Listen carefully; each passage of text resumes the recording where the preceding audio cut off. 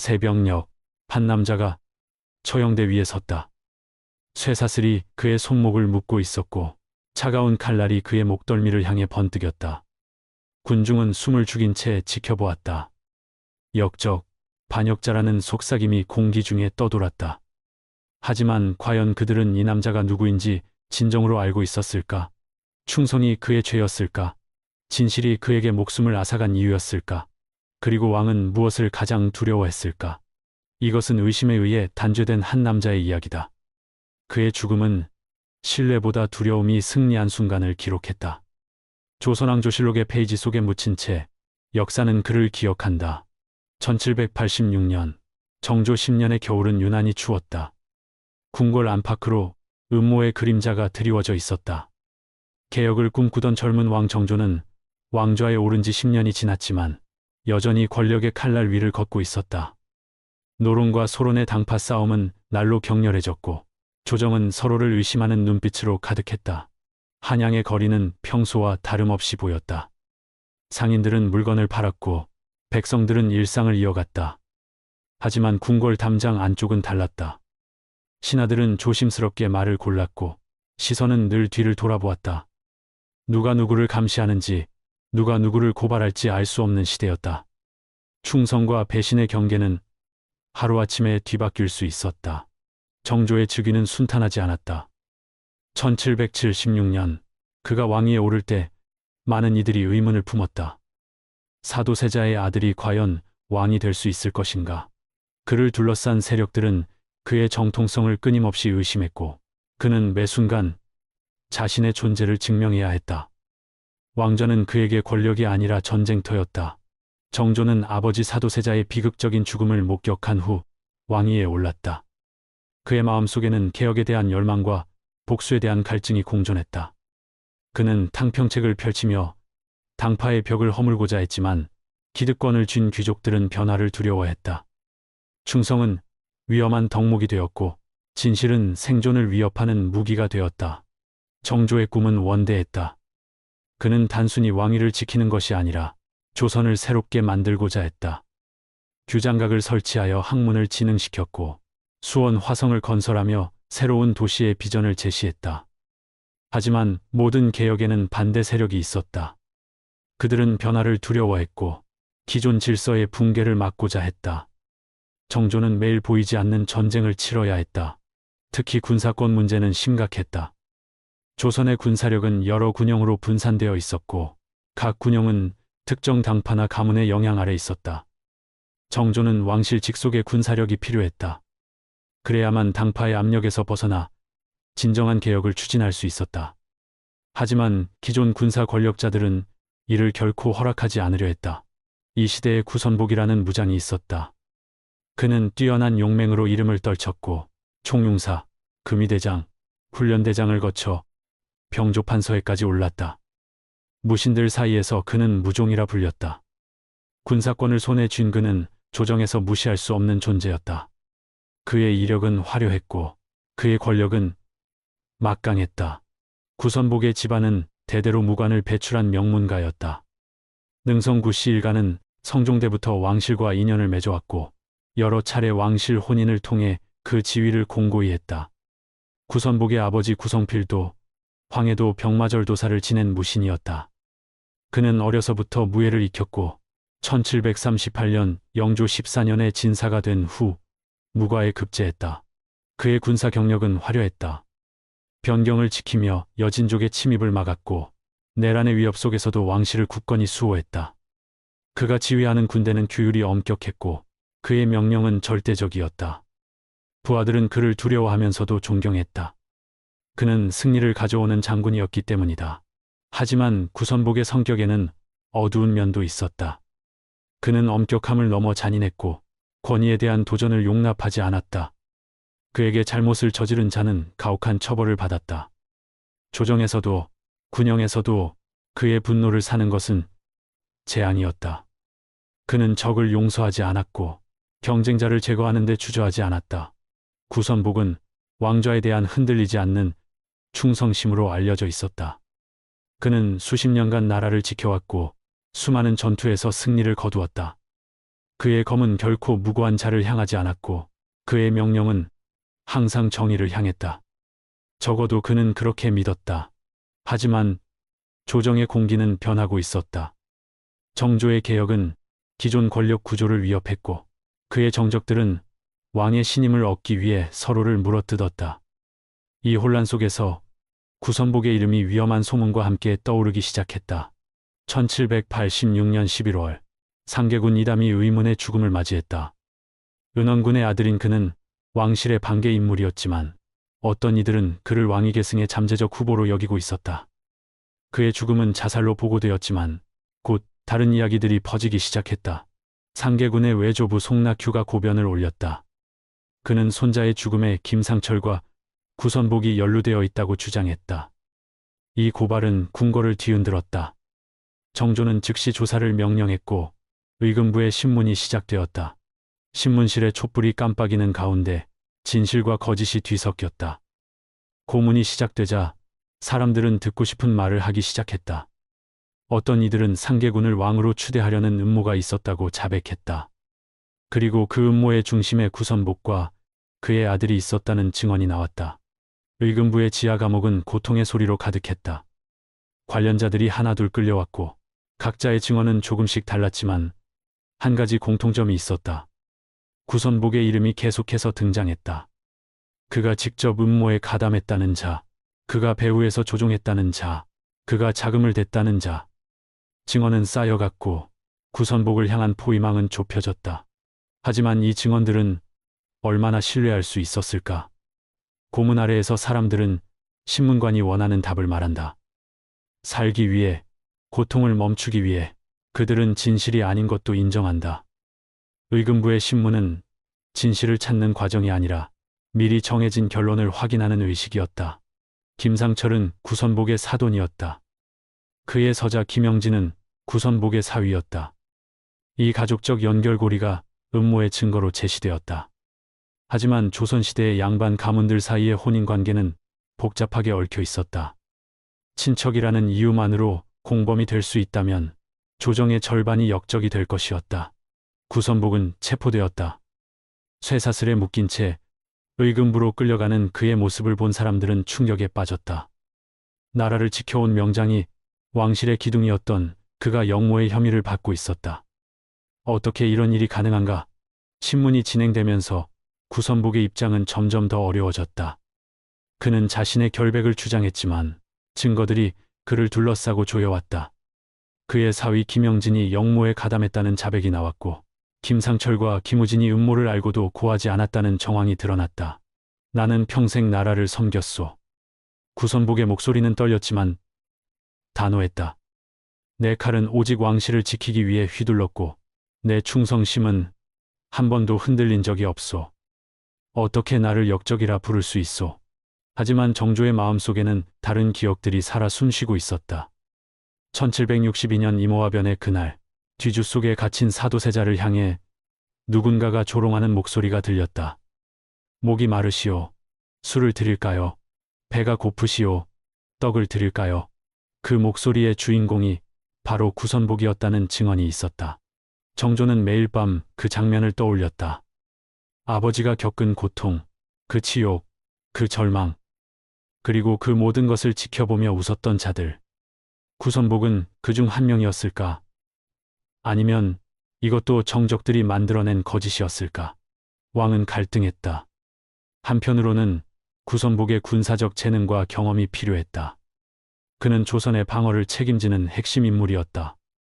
하지만 다른 한편으로는 그에 대한 의심이 커져만 갔다.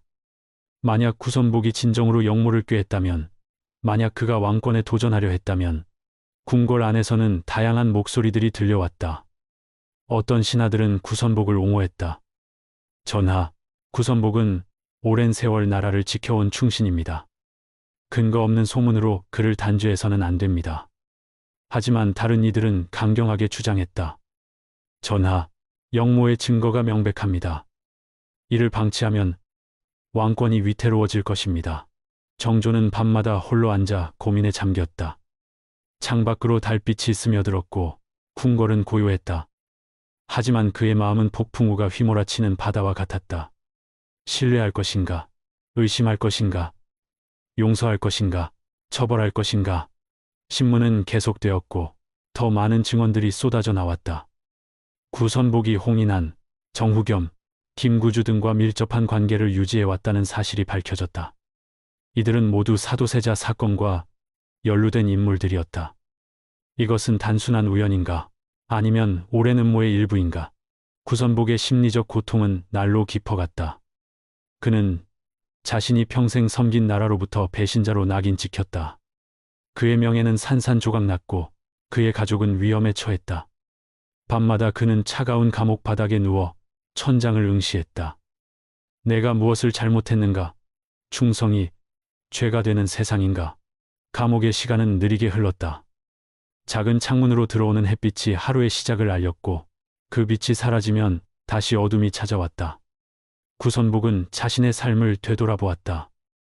첫 전투에 나섰던 날, 처음 승리를 거두었던 순간, 왕으로부터 칭찬을 받았던 기억들. 그 모든 것이 이제는 아무 의미가 없었다. 그는 아들 구이겸을 생각했다. 젊은 그의 아들은 아버지의 길을 따라 무관이 되었다. 재능 있고 성실한 청년이었다. 하지만 이제 그도 역적의 아들이 되었다. 그의 미래는 끝났고 그의 꿈은 사라졌다. 이것이 가장 고통스러웠다. 자신의 죄든 억울함이든 그것이 자식에게까지 영향을 미친다는 것이. 구선복의 아내와 딸들은 집에서 떨며 기다렸다. 그들은 밖에 나갈 수도 없었다. 역적의 가족이라는 낙인이 그들을 가두었다. 이웃들의 시선은 차가워졌고 친구들은 거리를 두었다. 하루아침에 그들은 사회에서 격리되었다. 이것이 조선의 현실이었다. 한 사람의 죄가 가문 전체를 파괴했다. 구선복은 편지를 쓰고 싶었다. 가족에게, 친구에게, 그리고 왕에게. 하지만 역적에게는 그런 권리도 주어지지 않았다. 그의 말은 더 이상 아무도 듣지 않았다. 그는 이미 역사에서 지워진 존재였다. 판결이 내려지기도 전에 그는 이미 죽은 사람이었다. 한편 정조도 내적 고통을 겪고 있었다. 그는 왕이었지만 동시에 아버지의 복수를 꿈꾸는 아들이기도 했다.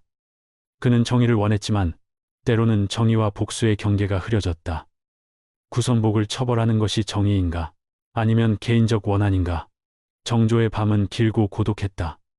촛불을 켜놓고 혼자 앉아 있으면 과거의 기억들이 밀려왔다. 어린 시절 아버지가 미쳐가는 모습을 지켜보던 기억.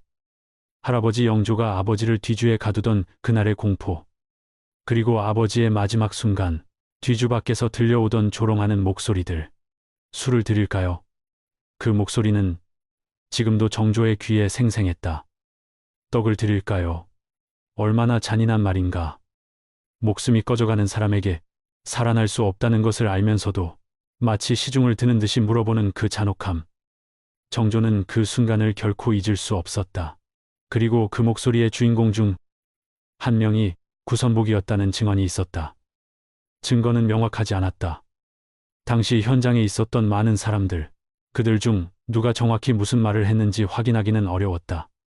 하지만 정조의 마음속에서 그 의심은 점점 확신으로 굳어졌다. 이것이 공정한 재판인가?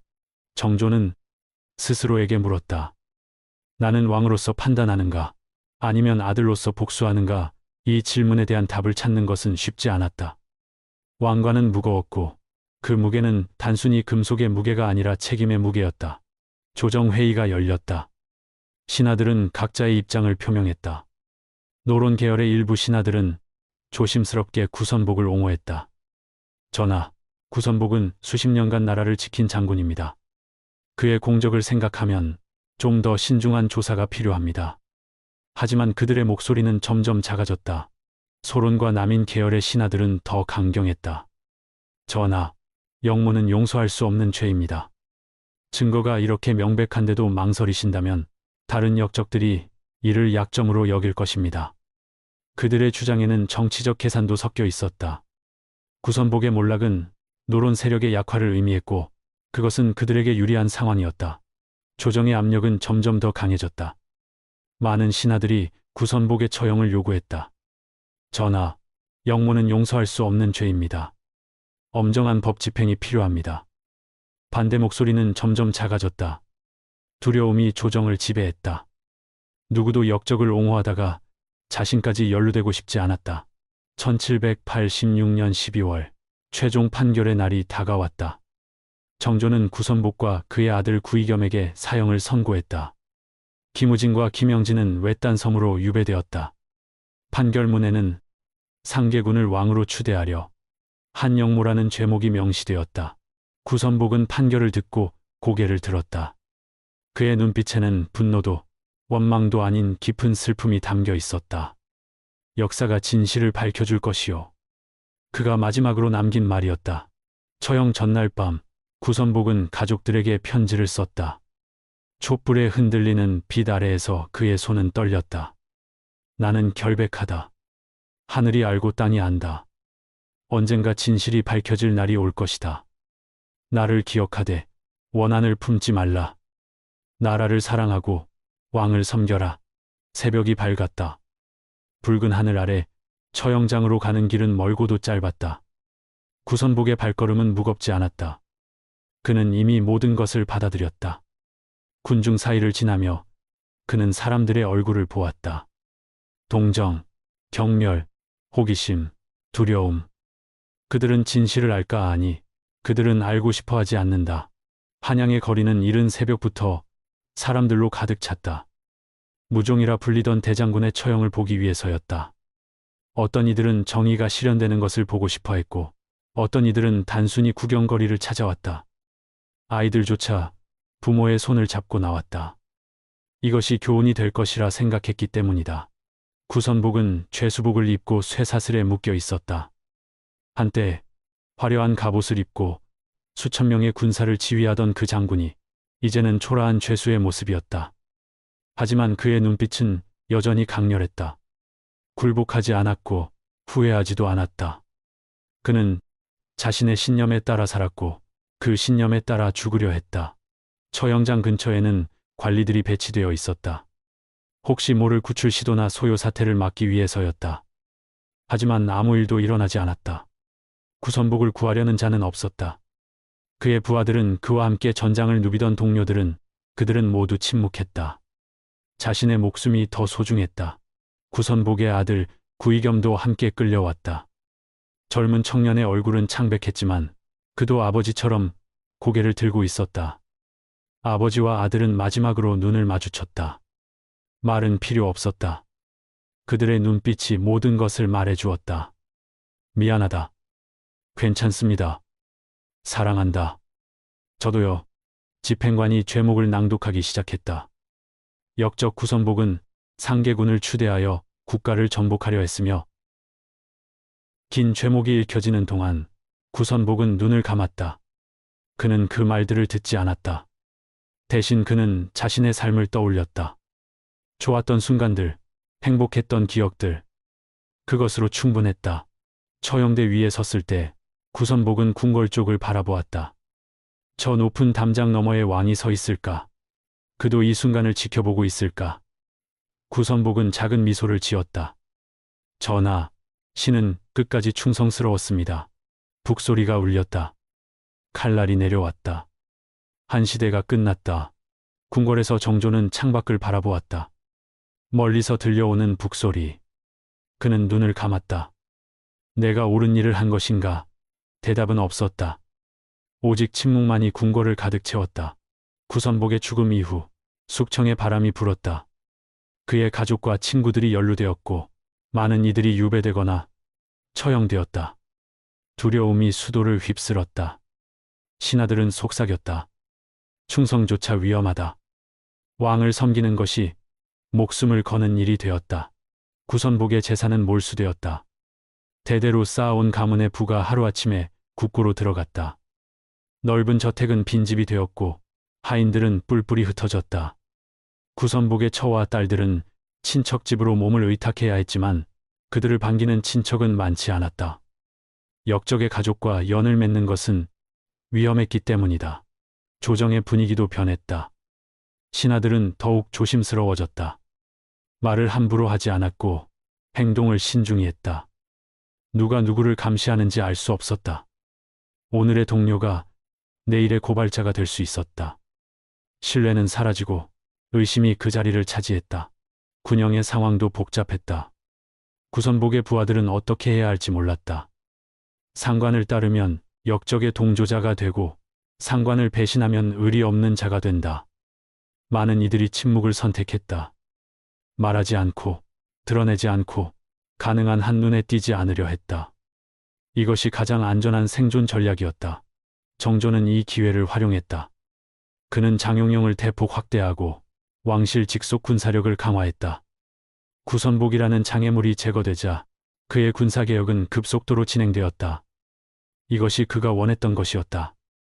왕권을 강화하고 당파의 영향력에서 벗어나고 진정한 개혁을 추진하는 것. 하지만 그 과정에서 얼마나 많은 희생이 있었는가. 구선복 한 사람만이 아니었다. 그의 가족, 친구, 동료, 부하들까지 수십, 수백 명의 삶이 파괴되었다. 그들 모두가 역적이었는가? 아니면 그들 중 일부는 단지 잘못된 사람과 연결되어 있었다는 이유만으로 희생된 것인가? 그렇다면 여러분, 잠시 멈춰서 생각해 보십시오. 권력과 의심, 충성과 배신 사이에서 진실은 과연 무엇이었을까요? 구선복은 정말로 역모를 꾀한 반역자였을까요? 아니면 정치적 희생양이었을까요?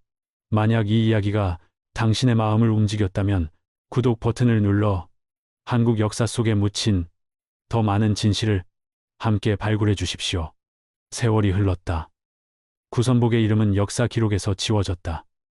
그는 역적으로 기억되었다. 하지만 부대의 일부 사학자들은 의문을 제기하기 시작했다.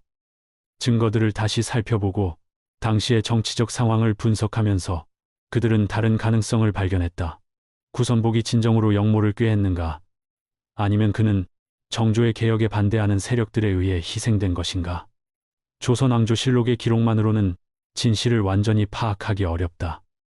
역사는 승자의 기록이고 패자의 목소리는 종종 지워진다. 당시 정조는 군사권을 장악하는 것이 왕권 강화의 핵심이라고 판단했다. 구선복은 그 과정에서 가장 큰 걸림돌이었다. 그는 수십 년간 쌓아온 군사적 네트워크를 가지고 있었고 무신들 사이에서 막강한 영향력을 행사했다. 정조가 장용영을 확대 개편하고 왕실 친위 부대를 강화하기 위해서는 구선복을 제거해야 했다. 일부 역사가들은 구선복 사건이 정조에게 완벽한 기회였다고 주장한다. 상계군의 죽음이라는 사건을 계기로 정조는 오랫동안 눈엣 가시였던 구선복을 합법적으로 제거할 수 있었다. 그것이 정의였는가? 아니면 정치적 계산이었는가? 다른 학자들은 구선복이 실제로 위험한 음모에 연루되었을 가능성을 제기한다. 그는 사도세자 사건과 관련된 인물들과 가까웠고 정조의 즉위를 달가워하지 않았을 것이다. 두려움은 사람을 절망적인 행동으로 몰아갈 수 있다. 어쩌면 구선복은 자신의 생존을 위해 위험한 도박을 시도했을지도 모른다. 진실은 아마도 그 사이 어딘가에 있을 것이다. 구선복은 완벽한 충신도, 악독한 반역자도 아니었다. 그는 복잡한 시대를 살아간 복잡한 인간이었다. 그는 권력을 가졌지만 동시에 두려워했고 충성했지만 동시에 의심받았다. 구선복의 비극은 개인의 비극을 넘어선다. 그것은 권력의 본질에 대한 이야기다. 절대 권력은 절대적인 신뢰를 파괴한다. 왕은 신하를 의심하고 신하는 왕을 두려워한다. 이 불신의 소용돌이 속에서 정의는 흐려지고 진실은 정치적 도구가 된다. 정조 자신도 이 비극의 또 다른 희생자였다. 그는 아버지의 죽음이라는 트라우마를 안고 왕위에 올랐다. 그의 모든 결정은 그 트라우마의 그림자 아래에 있었다. 그는 정의를 원했지만 그의 판단은 개인적 상처에 의해 왜곡되었을 수 있다. 조선 왕조 역사를 돌아보면 구선복과 같은 사례가 드물지 않다. 왕권과 신권의 갈등, 당파 간의 투쟁, 개혁과 보수의 충돌. 이 모든 갈등 속에서 수많은 사람들이 희생되었다. 그들 중 일부는 진정한 역적이었을 것이고 일부는 억울한 누명을 썼을 것이다. 동아시아 역사 전반을 보면 비슷한 패턴이 반복된다. 중국의 명나라, 청나라에서도 일본의 에도 시대에서도 권력을 둘러싼 의심과 숙청은 끊이지 않았다. 절대 군주제라는 시스템 자체가 이러한 비극을 잉태한다. 권력이 한 사람에게 집중될 때 그 사람의 두려움과 편견이 곧 국가의 정의가 되어버린다. 구선복 사건이 우리에게 던지는 질문은 시대를 초월한다. 우리는 어떻게 정의와 권력을 구별할 수 있는가? 두려움이 지배할 때 진실은 어떻게 생존할 수 있는가? 충성의 대가가 죽음일 때 누가 감히 충성하려 할 것인가? 1786년 그날 이후 정조는 장용영을 대폭 확대했다. 그는 왕실 친위부대를 강화하고 군사권을 왕실로 집중시켰다. 구선복의 죽음은 그에게 필요한 정치적 공간을 만들어 주었다. 개혁은 진전되었고 왕권은 강화되었다. 하지만 어떤 대가를 치렀는가? 말년의 정조는 종종 구선복을 떠올렸다고 한다. 밤마다 그는 그날의 결정을 되돌아보았다. 후회했는가? 아니면 확신했는가? 역사는 그의 내면을 기록하지 않는다. 우리는 오직 그의 행동만을 알 뿐이다. 구선복의 가족들은 몰락했다. 능성 구씨 일가는 대대로 왕실과 혼인을 맺으며 고위 무관을 배출해왔지만 이 사건으로 그 영광은 끝났다. 그들의 재산은 몰수되었고 그들의 이름은 치욕으로 얼룩졌다. 죄는 개인의 것이지만 처벌은 가족 전체에게 내려졌다. 세월이 더 흐른 후 일부 후손들은 조용히 복권을 청원했다. 그들은 선조의 결백을 주장하며 새로운 증거를 제시하려 했다. 하지만 역사를 다시 쓰는 것은 쉽지 않다. 한번 역적으로 낙인 찍힌 자는 영원히 역적으로 남는다. 오늘날 우리가 구선복의 이야기를 다시 들여다보는 이유는 무엇인가? 그것은 단순한 호기심 때문이 아니다. 이 이야기는 권력의 본질, 정의의 의미, 진실의 가치에 대해 근본적인 질문을 던진다. 역사는 과거의 사건을 기록하지만 동시에 현재를 비추는 거울이다. 구선복의 비극은 400여 년 전의 이야기지만 그 속에 담긴 교훈은 여전히 유효하다. 권력은 언제나 유혹적이고 두려움은 언제나 파괴적이며 진실은 언제나 취약하다. 만약 여러분이 정조의 입장이었다면 어떤 선택을 했을까요? 신뢰를 선택했을까요? 아니면 두려움을 선택했을까요? 이것은 쉬운 질문이 아닙니다. 왕좌 위에서 내려다보는 세상은 우리가 상상하는 것과 다를 것입니다. 모든 결정이 나라의 운명을 좌우하고 모든 실수가 재앙으로 이어질 수 있는 곳. 그곳에서 신뢰는 사치이고 의심은 생존의 수단입니다. 하지만 구선복의 입장에서는 어떨까요? 평생 나라를 섬기고 수많은 전투에서 승리를 거두었지만 끝에는 역적이라는 오명을 쓰고 처형당합니다. 그의 충성은 인정받지 못했고 그의 헌신은 의심받았습니다. 이것이 정의일까요? 진정한 정의는 용기를 필요로 합니다. 두려움이 명령할 때조차 신뢰할 수 있는 용기, 권력이 유혹할 때조차 진실을 지킬 수 있는 용기, 모두가 의심할 때조차 공정할 수 있는 용기. 정조에게는 그런 용기가 있었을까요? 아니면 그는 시대의 포로였을까요? 구선복 사건의 진실은 아마 영원히 완전히 밝혀지지 않을 것입니다. 조선 왕조실록의 기록은 승자의 관점에서 쓰여졌고 패자의 변명은 사라졌습니다. 우리는 단편적인 증거들을 모으고 가능성들을 추론하며 역사의 퍼즐을 맞추려 노력할 뿐입니다. 하지만 한 가지는 분명합니다. 구선복의 죽음은 단순한 범죄자의 처형이 아니었습니다. 그것은 복잡한 정치적 계산, 개인적 원한, 시대적 갈등이 뒤엉킨 비극이었습니다. 그 비극 속에서 정의는 흐려졌고 진실은 희생되었습니다. 역사를 공부하는 이유는 과거를 심판하기 위함이 아닙니다. 그것은 과거로부터 배우기 위함입니다. 구선복의 이야기가 우리에게 가르치는 것은 무엇일까요? 권력을 가진 자는 겸손해야 하고 정의를 추구하는 자는 객관적이어야 하며 진실을 말하는 자는 용감해야 한다는 것입니다. 정조는 훌륭한 왕이었습니다. 그는 개혁을 추진했고 문화를 발전시켰으며 백성을 사랑했습니다.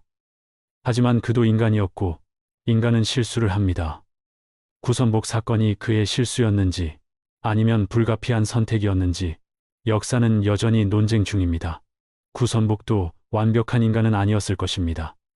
그는 권력을 가졌고 권력은 사람을 타락시킵니다. 그는 적을 만들었고 그 적들이 그를 무너뜨렸습니다. 하지만 그가 역적이었는지 아니면 희생양이었는지 우리는 확신할 수 없습니다. 결국 역사는 흑백이 아닌 회색의 영역입니다.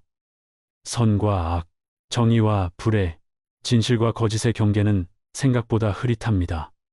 구선복의 이야기는 그 회색지대의 복잡성을 보여줍니다. 오늘 우리는 구선복이라는 한 인간의 삶과 죽음을 돌아보았습니다. 그는 영웅이었을까요? 악당이었을까요? 충신이었을까요? 역적이었을까요? 아마도 그는 그 모든 것의 조합이었을 것입니다. 복잡한 시대를 살아간 복잡한 인간. 그의 죽음이 남긴 교훈은 명확합니다. 권력은 신뢰 없이는 유지될 수 없고, 정의는 용기 없이는 실현될 수 없으며, 진실은 공정함 없이는 밝혀질 수 없습니다. 이것은 과거의 교훈이지만, 동시에 현재와 미래를 위한 경고이기도 합니다. 조선왕조실록의 페이지를 넘기면 구선복의 이름이 나옵니다. 짧은 기록, 차갑게 서술된 처형의 사실. 하지만 그 기록 뒤에는 한 인간의 삶이 있었고, 한 가족의 비극이 있었으며, 한 시대의 고민이 있었습니다. 역사를 기억하는 것은 과거를 산 사람들에 대한 우리의 의무입니다. 그들의 선택을 판단하기 전에 그들이 직면한 상황을 이해하려 노력해야 합니다. 그들의 실수로부터 배우되 그들의 인간성을 존중해야 합니다. 다음 시간에는 또 다른 잊혀진 희생자의 이야기를 들려드리겠습니다. 왕좌의 그림자 속에 묻힌 또 다른 진실을 함께 탐구하겠습니다. 구독 버튼을 눌러 한국 역사에 숨겨진 이야기들을 계속해서 발견해 주십시오. 만약 여러분이 정조였다면 신뢰를 선택했을까요? 아니면 두려움을 선택했을까요? 이 질문에 대한 답은 쉽지 않습니다. 하지만 이 질문을 던지는 것 자체가 중요합니다. 그것이 우리가 역사로부터 배우는 방법이기 때문입니다. 구선복의 영혼이 평안하기를, 그의 이야기가 우리에게 지혜를 주기를, 그리고 역사가 반복되지 않기를. 이것이 우리가 과거를 기억하는 이유입니다.